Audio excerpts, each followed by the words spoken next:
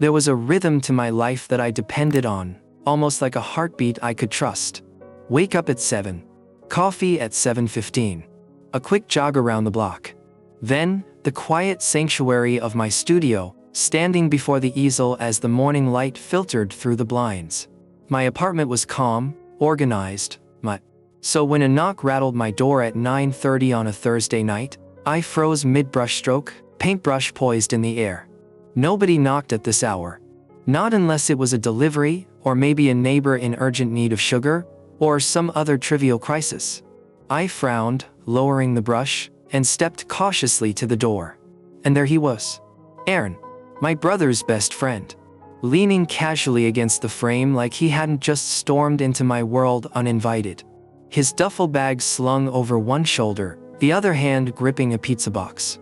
Rain droplets clung to his tousled hair and damp hoodie. And that crooked smile, the one that could charm anyone and probably ruin evenings, was aimed straight at me. "Hey, Nick," he said as though this was completely normal. "Mind if I crash here for a bit?" I blinked. "What?" Stay here. At your place." He brushed past me before I could even respond, leaving my carefully curated order of things scattered in his wake. He dropped his bag by the couch and set the pizza box on my coffee table. "Brought dinner," he added with a shrug, like that somehow excused the intrusion. I pinched the bridge of my nose, muttering, "Aaron, what are you doing here?" He plopped onto the couch, sinking into the cushions as if he owned them. "Long story. Can I tell you after I shower? I feel gross." He tilted his head, flashing that grin that probably had people handing over their lives on command. "Promise I won't be in your hair for too long." This was Aaron in a nutshell. Reckless, charming, utterly exasperating. I'd known him for years, ever since he and my brother Jake became inseparable in high school. Aaron was the type everyone liked. Funny, athletic, annoyingly good-looking. I was the quiet, artsy type, the polar opposite. Our interactions had been minimal, polite nods at family dinners, the occasional brief conversation, but this was a new level of chaos. I tried to sound firm. "This isn't exactly." He cut me off halfway down the hall toward my bathroom. "Thanks, Vic. You're the best." The bathroom door clicked shut, leaving me in stunned silence. I let out a long sigh, staring at the empty hallway. Great. So much for a quiet evening. 20 minutes later, Aaron emerged from the bathroom, his damp hair now tamed, wearing a pair of sweatpants I didn't even know I owned. I was at the kitchen counter, glaring at the pizza he had so casually brought into my sanctuary. He sauntered over, grabbed a slice, and took a big bite, leaning against the counter like nothing had changed. "Okay," I said, crossing my arms. "Talk. Why are you here?" He swallowed, expression uncharacteristically guarded. "Had a fight with Jake." I frowned. "You and Jake fight all the time. That doesn't explain why you're here." "It was a bad one," he admitted, avoiding my gaze. "And things are complicated with my ex right now.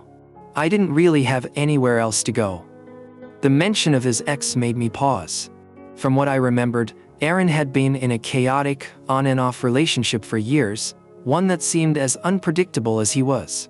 I watched him, the way his shoulders tensed even while pretending to relax, the slight hesitation before he took another bite.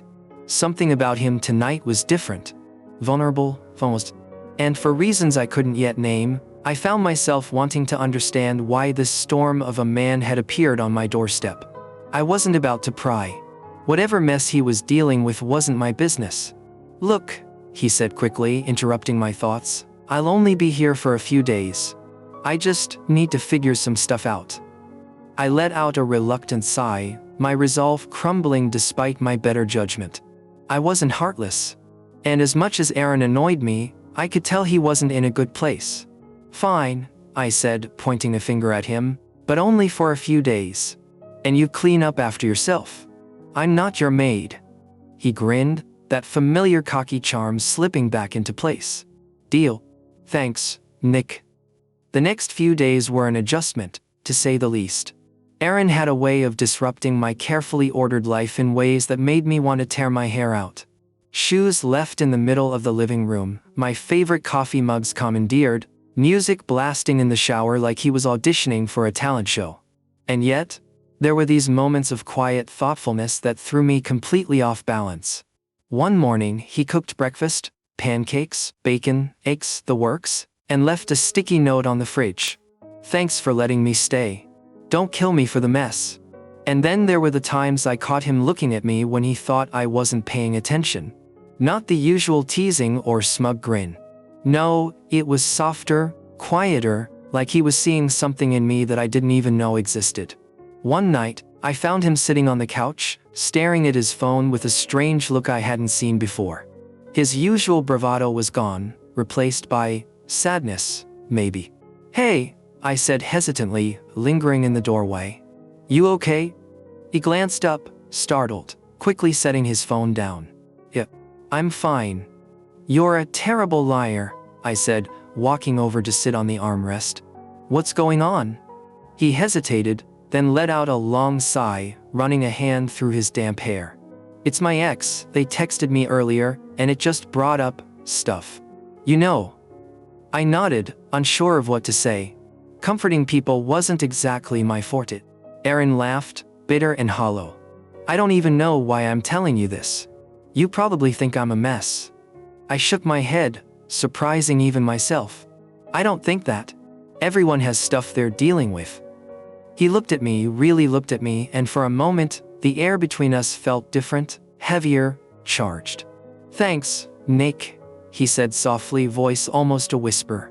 "For letting me be here. I mean it." Before I could answer, he leaned forward and brushed a strand of hair from my face, his hand lingering just long enough, too long. My breath hitched. I froze, my chest tightening in a way I didn't understand. Then, just as quickly, he leaned back, his smirk returning though it didn't quite reach his eyes. "You're not so bad, you know," he said, grabbing his phone.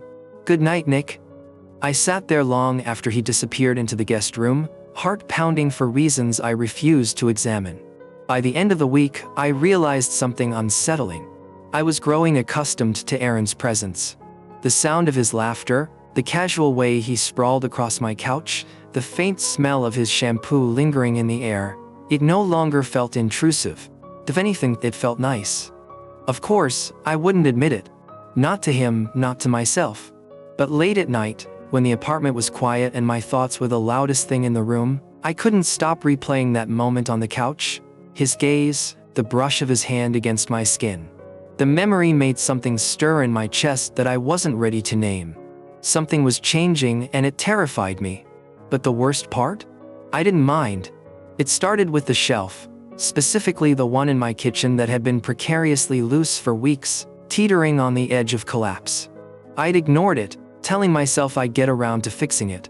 Of course, that day never came. Not until Aaron decided to take matters into his own hands. And, as it turned out, that little intervention became a turning point. "You're going to kill yourself with this thing, you know," Aaron said, crouched down to inspect the sagging piece of wood. He'd pulled off his hoodie, leaving him in a plain black tank top that clung just a little too well to his frame. His biceps flexed as he twisted the screws, and I did my best, futile really, not to notice. "I'm fine," I said, crossing my arms. "I've lived with it this long." He looked up at me, smirking. "Sure. Until one day it collapses and takes you out with it. Then what? You're too stubborn to ask for help, so I'll probably find you buried under a pile of plates and Tupperware." Way to go, Nick. I rolled my eyes. "Are you going to fix it, or just here to make fun of me?" "Both," he said with a grin, grabbing a screwdriver from my toolbox. "Hold this for me." I knelt beside him, reluctantly keeping the shelf steady. The kitchen felt smaller than usual. Maybe it was the brush of his arm against mine as he worked, the warmth radiating from his shoulder. When he leaned in a little closer, I caught the sharp, woodsy scent of his cologne, with something else, something sharper, intoxicating. "You're staring," he said, teasing, without looking up. "I'm not," I mumbled. He turned his head, and his face was so close I could see the faint freckles on the bridge of his nose. "You are." I froze. "Don't worry though, I don't mind." His voice was soft, playful but intimate. My face burned. I looked away quickly, grip tightening on the shelf. "Just finish already," I muttered. Aaron chuckled but said nothing else. When he was done, he gave the shelf a firm pat and stood, brushing off his hands. "Good as new." I rose too, suddenly hyper-aware of how close we still were. My feet should have moved, but they refused to obey. Aaron's gaze lingered on me, and his playful smirk softened into something quieter, something that made my chest tighten. "Nick," he started, voice low. I'm going to clean up," I blurted, stepping around him and grabbing the toolbox. My heart hammered in my chest, loud enough that I was sure he could hear it. I busied myself putting the tools away, but I could feel his eyes on me, and it was unbearable. When I finally dared to turn around, he was gone, leaving the kitchen eerily silent. The awkwardness didn't fade. If anything, it worsened. For days, we danced around each other, pretending nothing had happened, though the tension was impossible to ignore. Aaron remained his usual self, loud, charming, infuriatingly at ease in my space, but there was a subtle edge now, a hesitancy I hadn't seen before. One evening, the quiet finally broke. We were sitting on the couch, a movie playing in the background neither of us was paying attention to. Aaron had been unusually still all evening, his usual bravado dimmed. I watched him out of the corner of my eye. There was something behind his smile now, a trace of vulnerability that made my stomach knot. It was subtle, almost imperceptible, but it was there, and it made me want to lean closer, to ask, to reach out, but I didn't. The air between us had shifted. Something unspoken hung heavy, a mixture of tension, curiosity, and I couldn't name it. My pulse quickened every time he laughed quietly, every time his shoulder brushed against mine. The presence of him here in my apartment had become both a disruption and a comfort. And the thought of him leaving? I didn't want to think about that. Finally, he set down the beer he'd been nursing and turned toward me. "Nick," he said, his voice softer than usual. "Can I ask you something?" I tensed, uncertain if I was ready for whatever he was about to say. "Sure," I murmured. He hesitated, rubbing the back of his neck, a gesture so uncharacteristic that it made my chest twist. Why did you let me stay?" The question caught me off guard. "What do you mean?" You didn't have to. You barely even know me. I'm Jake's annoying best friend, crashing at your place uninvited. So, why didn't you kick me out?" I opened my mouth, but the words wouldn't come. At first, I told myself it was because I felt sorry for him. But now I wasn't so sure. "I don't know," I admitted finally. "I guess I didn't want you to be alone." His expression softened, the vulnerability in his eyes making my chest ache in a way I wasn't expecting. "Thanks for that," he said quietly. "I needed it, more than I realized." I looked away, unsure what to say next. The silence stretched between us, heavy, intimate, charged with unspoken words. Finally, Aaron leaned back against the couch, running a hand through his damp hair. "You know," he said, his tone lighter now, "I think you're the only person who's ever really seen me." I frowned, turning toward him. "What do you mean?" He shrugged, gaze distant. "With Jake, I'm the fun best friend. With my ex, I'm the guy who can't keep it together. But with you, I don't know. You don't treat me like I'm supposed to be anything. You just let me be." The honesty in his voice left me speechless. I'd always thought of Aaron as larger than life, someone who breezed through the world without a care. Hearing him like this, it made me realize how little I really knew him. "Aaron," I started, but he cut me off. "Forget it," he said, forcing a smile. "I'm being dramatic. Let's just watch the movie." But I couldn't forget. Not the way he'd looked at me, not the way his words had shifted something inside me. I'd spent so long keeping my walls up that I hadn't noticed how far I'd let him in, or how much I didn't want him to leave. The real turning point came on a rainy evening. We'd been cooking dinner together, something simple, just pasta and salad, but the atmosphere was different, lighter somehow. Aaron laughed at one of Jake's ridiculous mishaps with a leaky faucet, and for the first time in days, I felt myself relax. When dinner was ready, we sat at the kitchen table, rain pattering softly against the windows. Aaron poured us both a glass of wine, and for a while, we talked about nothing important. just easy, comfortable things. But as the night wore on, the tension crept back in. Subtle at first, the way his eyes lingered on mine, a little too long. The way his hand brushed mine as he reached for the wine bottle. By the time we finished eating, the air between us was heavy enough to cut with a knife. I stood to clear the plates, but Aaron's hand caught my wrist, stopping me. "Nick," he said, voice low, almost breathless. I turned to him, heart hammering.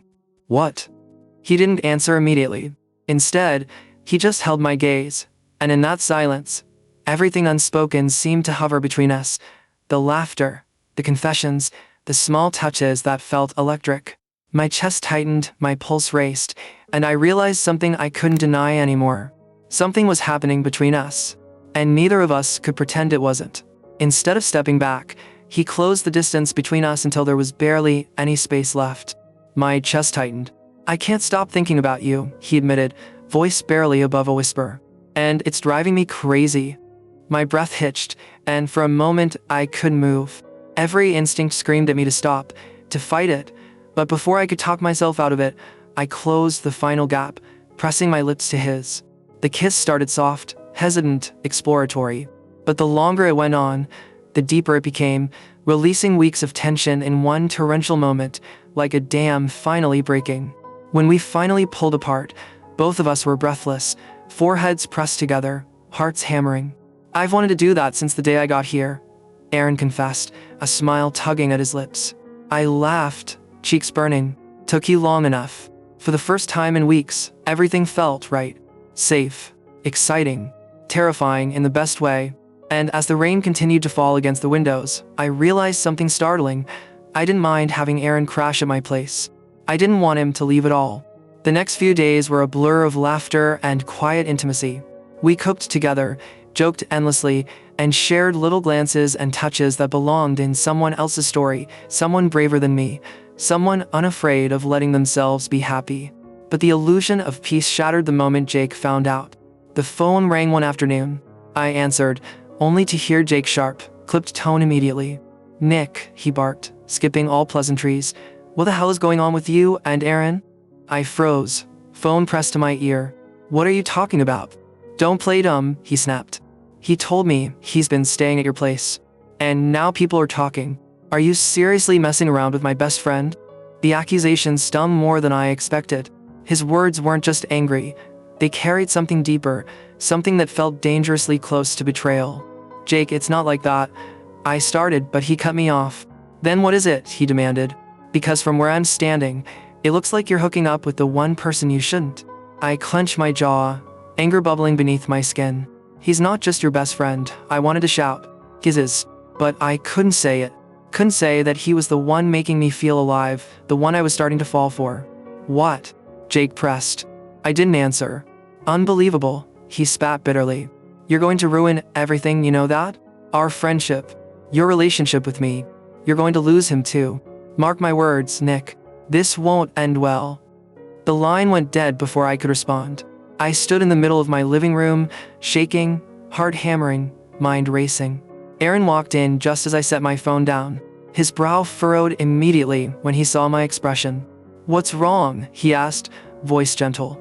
I hesitated, chest tightening. "Jake knows." Aaron's face fell. "Oh, he's furious," I added quietly. "He thinks I'm ruining everything." Aaron sighed, running a hand through his hair. "Nick, maybe I should go. Maybe he's right. Maybe I'm just making things harder for you. For everyone." "No," I said quickly, stepping toward him. "You don't have to leave." "I do." His jaw tightened, eyes searching mine. "Nick, I care about you a lot. But I can't be the reason you lose your brother. I won't do that to you." I blinked, fighting back tears. "Aaron, please." He shook his head, jaw tight. "I'll grab my stuff." And just like that, he was gone. The days that followed were a blur. My apartment felt emptier without him, colder. The rain outside continued, a dull echo of the storm inside me. My thoughts kept circling back to his eyes, his touch, his words.